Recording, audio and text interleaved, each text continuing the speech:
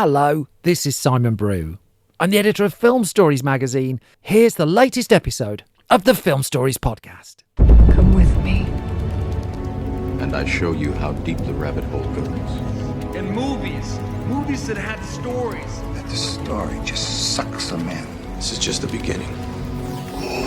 Film Stories. We would be honored if you would join us.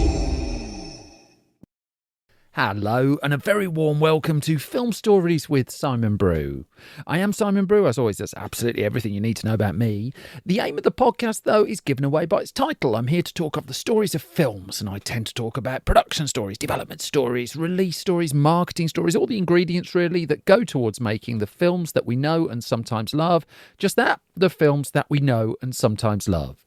The films I tend to cover on this podcast, they lean more towards the mainstream than anything else. They're films I'm interested in or invested in to some degree. I try not to do snark. I try not to punch down. This podcast is a celebration of cinema and a real appreciation that somehow, in the midst of everything, films manage to get made. As always, I'm going to set things up with a trailer from the film involved, and I'll come to the story of it, the other side of this. I think what we have here in Hollywood is high art.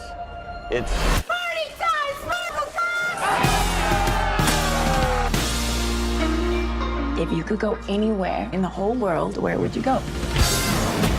I always want to be part of something bigger. Yes! Let's go! Something that lasts, that means something.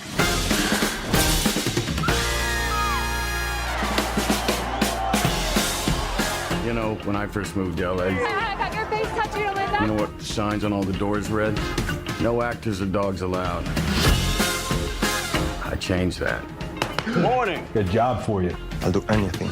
That's the cocksucker they sent to screw us. This bitch is stealing the scene right from under me. She's icing her nipples so they perk up through her dress. I ain't icing my nipples. This is natural. That then was an extract from the trailer for 2022's Babylon, written and directed by Damien Chazelle and starring, deep breath, Brad Pitt, Margot Robbie, Diego Calva, Jean Smart, Yovan Adepo, Lee Jun Lee, PJ Byrne, Lucas Haas, Olivia Hamilton, Max Minghella, Rory Scovel, Catherine Waterston, Tobey Maguire. I mean, it's a very, very long list if I was to read everyone. I will mention Eric Roberts, Samara Weaving, I'll put Flea in there, Olivia Wilde, basically a cast list that seems to never end. Now, the story of Babylon goes back all the way in Damien Chazelle's mind to 2009, really. That was when he first came up with the idea for the film, when he really tried to pitch it and push it forward. But a little bit of scene setting really before that, because I've covered two of Damien Chazelle's films on this podcast before. That we had Whiplash in 2014 and La La Land in 2016. Now, ahead of Whiplash, Whiplash wasn't supposed to be the first film that he made, and he was exploring the idea of Babylon even before he got success with Whiplash, a tremendous film.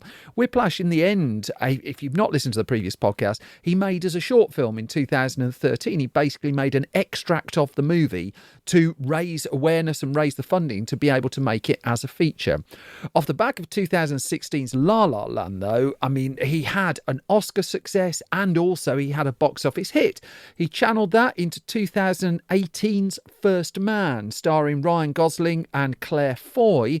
That one, it cost around 70 million to make and grossed just over 100 million at the box office. It also became very briefly embroiled in a very strange little spat with the then US president and now convicted felon Donald Trump. But it continued to build the currency for Damien Chazelle that he could deliver really impressive films that also crossed over into something audiences wanted to watch. And so it got to the point where he started to move towards his absolute love letter to Hollywood, to the early years of Hollywood, this film called Babylon.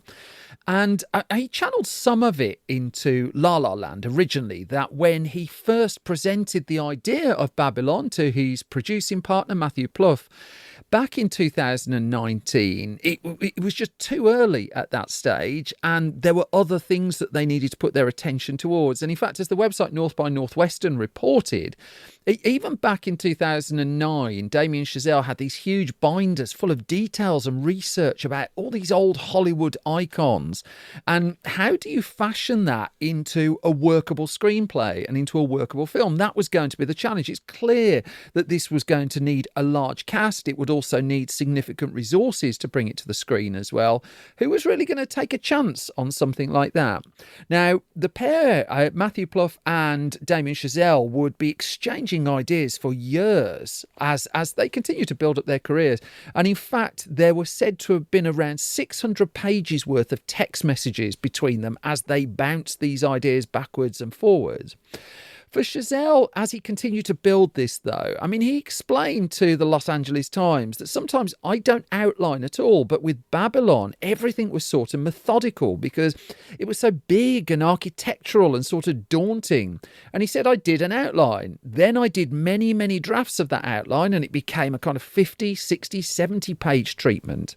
And Chazelle said we would get matched responses to every draft. And once it felt ready, only then did I move to a script.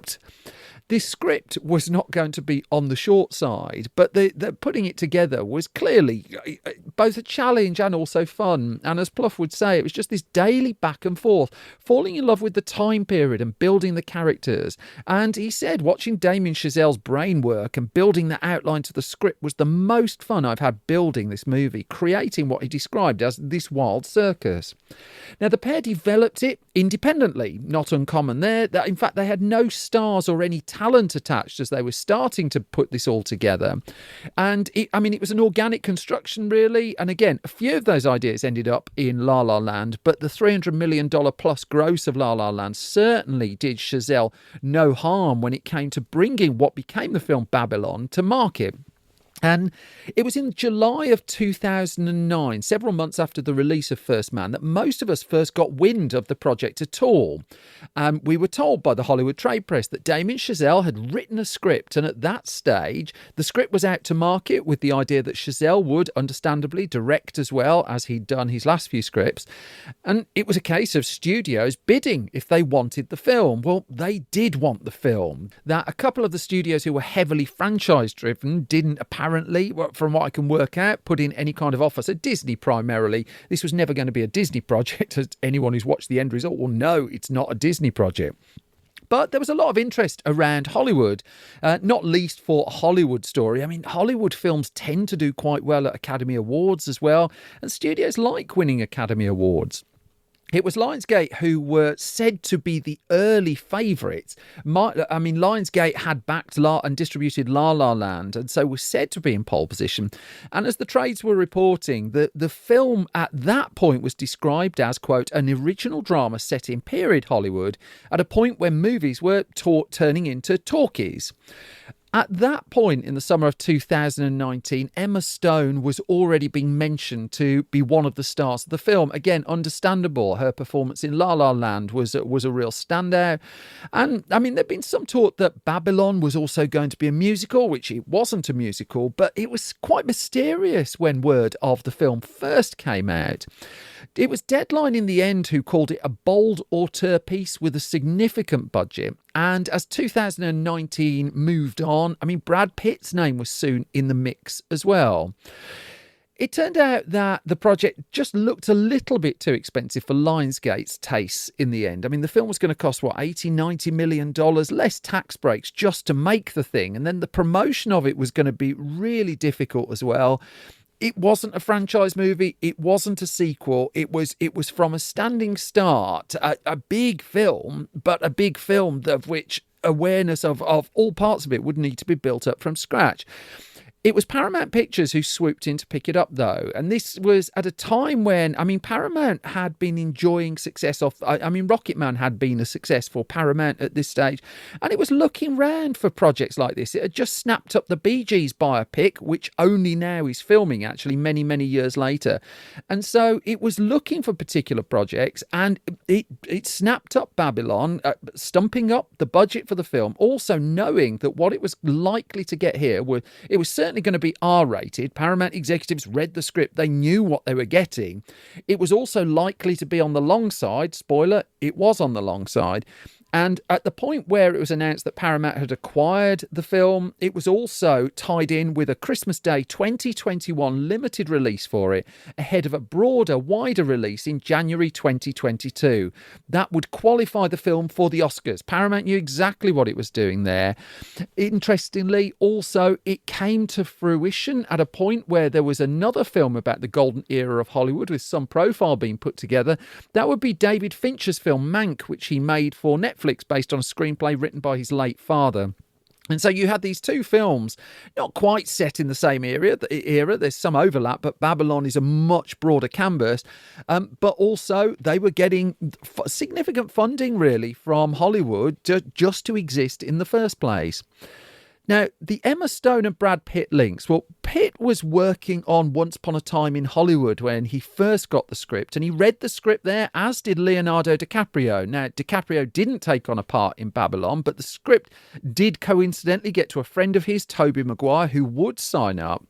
Now, Stone was, I mean, at this point, she was busy. She was working on Zombieland Double Tap. She was starring in Cruella for Disney. But still, Brad Pitt signed on the dotted line in 2019. Emma Stone was not far behind. And then there was this exhaustive process that had been going on for basically the lead role in the movie, who would have to traverse the many times and eras that Babylon was going to explore.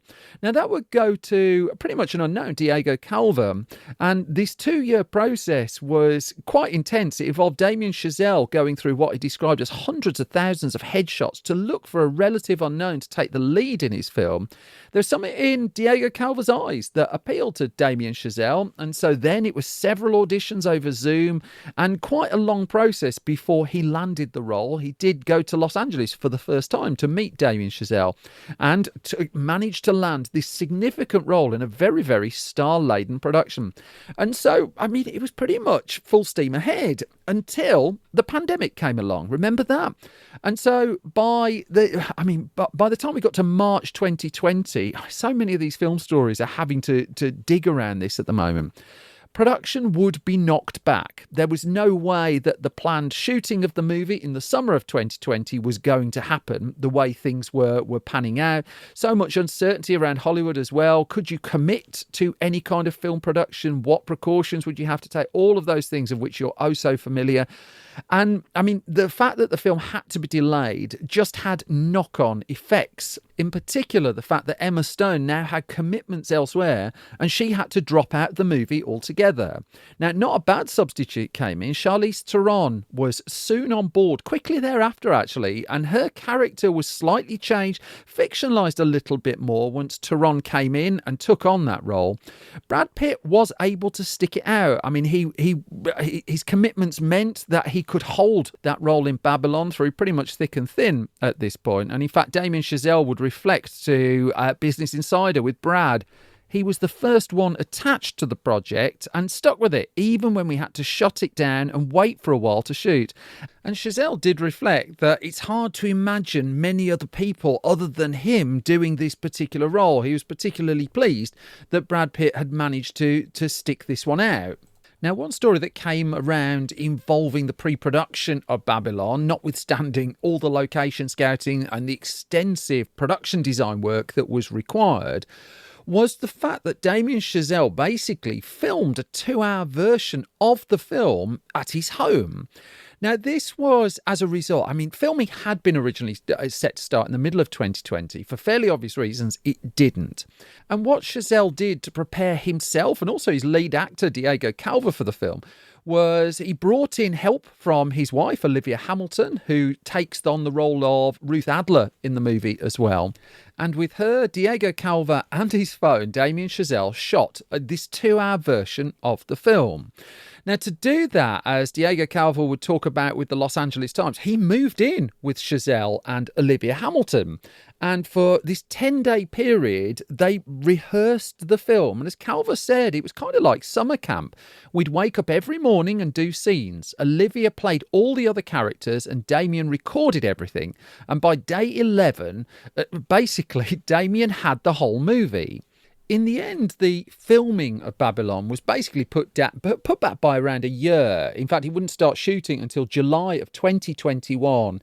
And a few weeks ahead of that, the Hollywood trades were enthusiastically reporting about the film, and its burgeoning cast list reporting that names such as Tobey Maguire and Olivia Wilde and Phoebe Tonkin and Spike Jonze were all joining the ballooning cast, and that they were going to be playing fictional characters, but characters inspired by real-life Hollywood figures. That massive binder, or the binders of research that Damien Chazelle had done, had been fashioned into a screenplay that, I mean, it didn't exactly go to biographical levels on when dealing with the characters in the film. He put a little bit of a fictional edge on there, but I mean, students of classic Hollywood will find some of them are very, very close to their real life counterparts. Filming began then, July the 1st, 2021, in the Los Angeles area, as you might expect. And the production design was down to the work of Florencia Martin, who cut her teeth in the art department on the TV show Mad Men. And her first production design credit was fairly recent at that point as well, Paul Thomas Anderson's film Licorice Pizza. It was Linus Sandgren who was shooting the film as well. He'd shot the last two films at that point for Damien Chazelle, First Man and La La Land, and the pair elected to use 35mm film.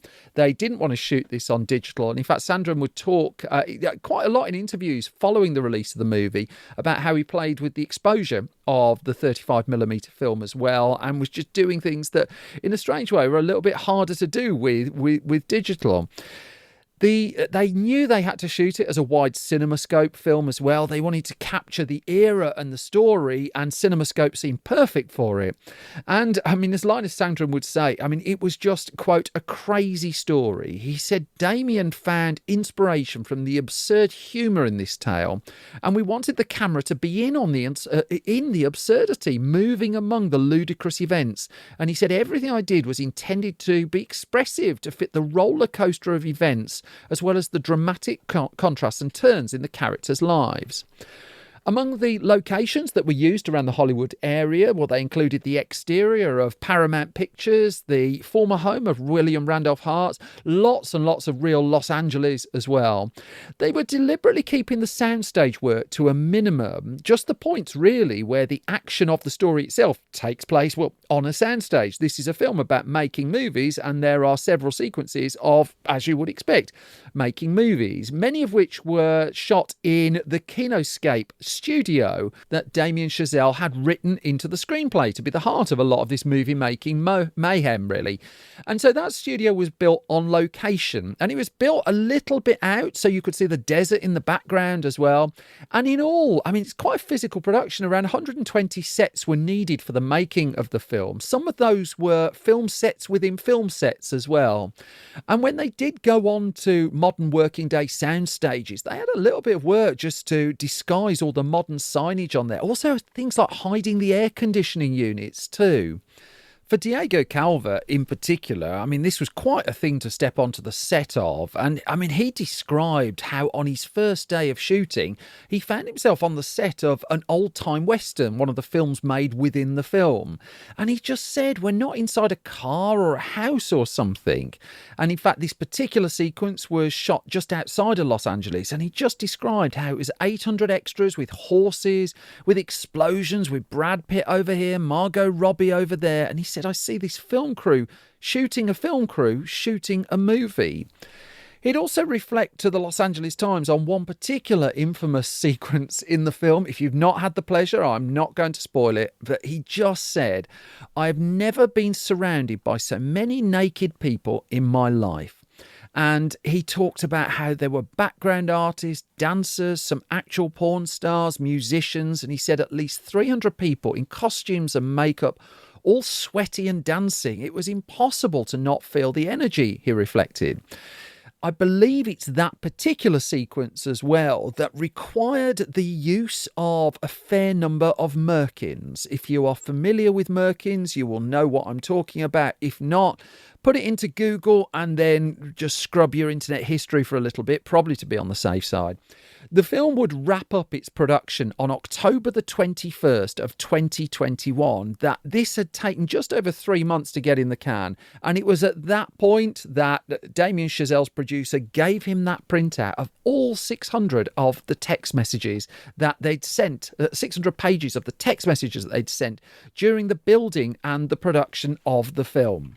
Now, with the knock-on of the year delay in shooting, so it had a similar knock-on to the actual theatrical release of the movie. It was just being put back basically a calendar year, that it was now going to be debuting in American cinemas on Christmas Day 2022. It was going to get a wider release in the first week of January 2023. And there was still confidence. There was still the idea of building this towards some kind of awards run as well. And so the first trailer for the movie, I mean, the trailer came out really quite late, actually, September 2022. And when you think about the fact that this was a film that needed to build an audience from absolute scratch, it was quite surprising that the promotion was left relatively late, that the trailer launched at the Toronto International Film Festival. Damien Chazelle was there doing a Q&A as well. And so, I mean, it was just pushed particularly hard as well. And there was a feeling that there was something of The Wolf of Wall Street about it. The Wolf of Wall Street had launched its promotion relatively late in the day as well. And then the Paramount publicity machine just went full on into action. The out came making of featurettes, a couple more trailers as well. Blanket publicity for the film, really. And so it was now down to the fact, would people like it? Would people turn up to see it? The initial critical reaction to the movie, though, was just all over the place. I would suggest it remains all over the place. We're talking, a year and a half after the film's original release. The running time of 3 hours, just north of 3 hours, wasn't cited as a problem for say. Just the fact that so much is crammed into that 3 hours that it's weird to call a film like that non-stop, but it's not one that takes many breaths in that 3 hour running time as well. And that really earned it quite a lot of criticism, actually. Quite a few critics really pushed back against the fact that it just pummels you to a large degree. Hugely respected critics as well, they just weren't really going for it. However, the people who really did go for it were absolutely all over it. Really, really, really loved it. The problem was that Paramount was looking to build an awards campaign for the film, and clearly the response to the movie was polarising, that this was not a very, very obvious Oscar contender, just because it just seemed as many people didn't like it as liked it. So, I mean, how do you present that to the world, and how do you hope you get the awards that you require that would bolster the gross of the film? Paramount did indeed launch the movie on Christmas Day 2022 in the US, and that weekend ran 23rd to the 25th of December 2022. And it was a point where cinema, as it is now to still a degree, remained in some degree of flux. And so it arrived after, say, for instance, Steven Spielberg's The Fabelmans hadn't even made it to $10 million after 7 weeks on release. Sam Mendes' Empire of Light hadn't even crossed $1 million after 3 weeks. Just this general feeling that films aimed at, inverted commas, grown-ups were really struggling. The Banshees of Inisherin had tremendous reviews after 10 weeks in US cinemas, hadn't crossed $10 million at the box office. The films that were just about breaking through, well, Avatar The Way of Water certainly was, that on its second week of release, $63 million it was its second weekend gross. And so that was very much the exception to the rule, that even a big blockbuster like Black Adam hadn't done quite the numbers Warner Brothers had hoped. Black Panther Wakanda Forever was tracking about half the numbers of the first Black Panther. That had been out for 7 weeks and had only crawled over $400 million, which is a lot of money for me, but wasn't an awful lot for Disney, really, with the expectation of it had for that film. There were three big films opening that particular Christmas weekend. Puss in Boots: The Last Wish, really good sequel that is. Even if you usually dismiss things like that, Do seek that out. That's a far better sequel than many people initially realised they were getting. That opened with $18 million. The Whitney Houston biopic fell hard. $4.7 million opening weekend. Babylon, $3.6 million, and the screen average was not good. It was $3.6 million on over 3,000 screens, over 3,000 cinemas. Screen average just over $1,000. Really poor for such a big film and such a heavily promoted film as well. And Paramount's alarm bells must have been going off at some volume. The budget for the movie had been about $80 million. And then, of course, there's the price of promoting the thing as well. The bills were mounting up for it. And the hope was that when the award nominations came around, they might just at the very least give it a shot in the arm. And yet, pretty much nothing. You look down the Academy Award nominations and you will not find Babylon's name in there anywhere. That it interested a few of the Assorted Film Critics Association. It certainly picked up a fair amount of nominations, but this was not doing the business. It was not hitting any of the targets really that Paramount was needing it to do. Now, it left cinemas with a global box office take of $63 million, but let's just go back to how it was doing in the US, because on its second weekend, its gross was down to $2.6 million, and it was down to fifth place. It crawled over $10 million after 2 weeks, which, given the star power and given the cost of the film, had to be ranked as a disappointment. Megan, or Meg Mithrigan, opened the week after and did a $30 million opening weekend, even as Babylon fell below The Whale in the top 10 at the US box office. And, I mean, it was pretty soon gone. After 4 weeks, it had dropped out of the top 10 altogether. Again, lots of films were struggling. Lots of films continued to struggle. And Babylon was absolutely a massive swing. Most people going into it appreciated that. But I mean, it was still something of a surprise that it was deemed a swinger miss, if you like. The total gross of the film did not cover the negative cost of the movie, and the gross that comes through box office tills doesn't all go to the studio anyway. And so Paramount was looking at red ink, and those Hollywood trades were in again, just speculating how much has Paramount Pictures lost on this particular film. The aftermath of it, it's a film actually that's done all right on home formats, that Paramount elected to put it out on a 4K disc, and it continues to get some degree of interest. And as Damien Chazelle noted to Business Insider, he said, "I knew the movie was going to ruffle some feathers and get some people mad, and I think that's good. More movies should do that." But he also knew that his career was going to pay a price for Babylon not hitting the mark of his previous movies, that it was now going to be a lot harder to get his projects off the ground. I mean, generally the way of the world. It's just like if you have one that doesn't quite work, then you're sort of in trouble. Now, in December 2022, incidentally, around the time of Babylon's release, Chazelle and Olivia Hamilton had signed a first look deal with Paramount Pictures, which gave Paramount basically first dibs on whatever Chazelle was coming up with next. And it's only now that Chazelle has another project up and running, which is set to release in 2025. Now, that's a 3-year gap from Babylon. So there's a 4-year gap from First Man to Babylon, but then there was the COVID pandemic and lockdowns in the way. Before that, 2-year gaps, and he was making films quite prolifically. Here had been a bit of a bump in the road, and Chazelle did say, "I won't get a budget of Babylon size anytime soon." And he said, certainly in financial terms, Babylon didn't work at all. However, for the people who really love Babylon and really like what it was trying to do, Babylon works really well. And I have to say, I am a paid-up fan of the film, that if you're looking for a film that is completely out there, that just is uncompromising, really, in what it wants to do and how it wants to do it, and also a film that opens with an elephant going to the toilet. There aren't many big movies of this ilk that do things like that. Does it work? Well, Paramount might say no. I say yes. I'll leave you to make your own mind up. The story of it, though, it took, nearly 15 years from those first conversations to bring to the screen. I'm sort of glad it made it.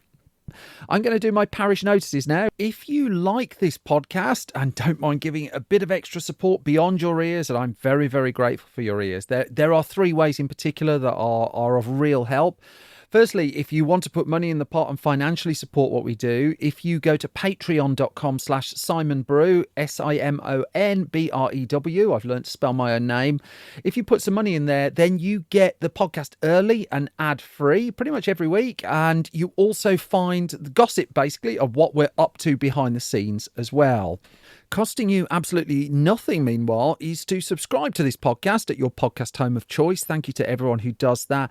And then another thing, you can leave ideally a hugely positive review. Stuff like that really I know I bang on about this a bit. Stuff like that really does help independent podcasts, though. I'm hugely grateful again for everyone who's done that for us. It makes a real difference. I don't understand algorithms. I don't understand why. I just know it makes a real difference. I'm also working away on new issues of our print magazines. The latest issue of Film Junior is in production as we speak. I'm aiming to release that just towards the end of July. That's going up for pre-order soon at store.filmstories.co.uk. That is a film magazine, a print film magazine for under 15s. They also write good chunks of it as well, and God bless them for doing it. That's store.filmstories.co.uk. Also going up for pre-order shortly is issue 51 of Film Stories magazine, the UK's biggest print film magazine, 168 pages. The new issue is out at the very start of August, going up for pre-order shortly. And that brings me to the end of this latest episode of Film Stories. As always, thank you so much for listening and thank you for your time. If I've not bored you completely, you can find more from me on Twitter and Blue Sky at Simon Brew. You can get more from the entire Film Stories project at Film Stories. If you go to facebook.com/Film Stories online, we're there. If you go to YouTube, youtube.com/Film Stories, we've got an assortment of videos and things going on there. Please subscribe there. That helps. We're trying to build that up quite a lot at the moment as well. We're at Instagram, Film Stories Magazine UK. And then if you go to our website, which is filmstories.co.uk, we are trying to prove that you can do an entertainment website that doesn't rely on clickbait, really, to work, that doesn't rely on those endless articles telling you everything you need to know about that. The thing with that is search engines don't like them, so we need your help to keep doing that. If you could give us a click and spread the word, it is hugely, hugely appreciated. Main thing, though, as always, is you all look after yourselves and take care. I thank you so much for listening and supporting Film Stories. I will be back soon with another episode. Until then, look after yourselves, folks. Thanks for your ears, and I'll be back soon. Bye-bye.